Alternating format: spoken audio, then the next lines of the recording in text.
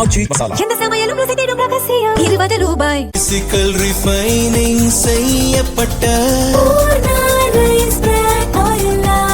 SKM Poorna rice brand oil.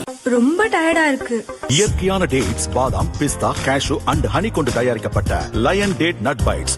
சட்டசபை தேர்தலில் 108 தொகுதிகளில் வென்ற தாவேக ஆட்சி அமைப்பதற்கு திமுக கூட்டணியில் இருந்த கட்சிகள் ஆதரவு அளித்து வருகின்றன. கூட்டணி கட்சிகளை இழுத்ததால் தாவேகாவை சோஃபா மாடல் என எதிர்க்கட்சி தலைவர் உதயநிதி விமர்சிக்கிறார். அமமுகவில் வென்ற ஒரே ஒரு எம்எல்ஏவும் தாவேக அரசுக்கு ஆதரவு அளித்ததால் குதிரை பேரம் நடப்பதாக அமமுக பொதுச் செயலர் தினகரன் குற்றம் சாட்டினார். பெரும்பான்மை பெறுவதற்காக அதிமுக எம்எல்ஏக்களை ராஜினாமா செய்ய வைத்து தாவேக பக்கம் இழுப்பதால் பொய்க்கால் குதிரை அரசு என அதிமுக பொதுச் செயலர் பழனிசாமி கூறி வருகிறார். இதற்கு தாவேக அமைச்சர்கள் விளக்கமளித்து மறுப்பு தெரிவித்து வருகின்றனர்.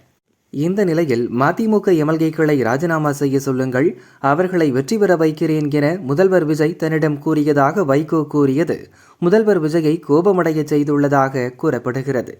இதுகுறித்து தாவேக மூத்த நிர்வாகிகள் சிலர் கூறியதாவது: திமுக சின்னத்தில் வென்ற மதிமுக எம்எல்ஏக்கள் இருவரை ராஜினாமா செய்ய வைத்து தாவேக சின்னத்தில் போட்டியிட வைக்க முதல்வர் விஜய் விரும்பியது உண்மைதான்.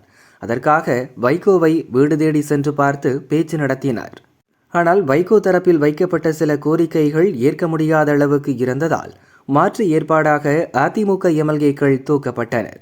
பழைய பேரத்தை ஏதோ நேற்று நடந்தது போல் வைகோ தற்போது பேசிவிட்டார்.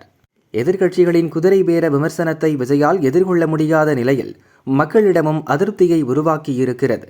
இந்த சூழலில் வைகோ பேச்சு முதல்வர் விஜயின் இமேஜை சேதமாக்கிவிட்டது. வைகோ பேச்சால் எம்எல்ஏக்கள் ராஜினாமா பின்னணியில் முதல்வர் விஜய் இருப்பது நிரூபணமாகிவிட்டதாக எதிர்க்கட்சிகள் பேச தொடங்கிவிட்டன. இதனால் முதல்வர் விஜய் கோபமாகிவிட்டார். இதுபோல் இனி பேசக்கூடாது என வைகோ மற்றும் அவரது மகன் துரையிடம் கராராக சொல்லப்பட்டுள்ளது என அவர்கள் கூறினர்.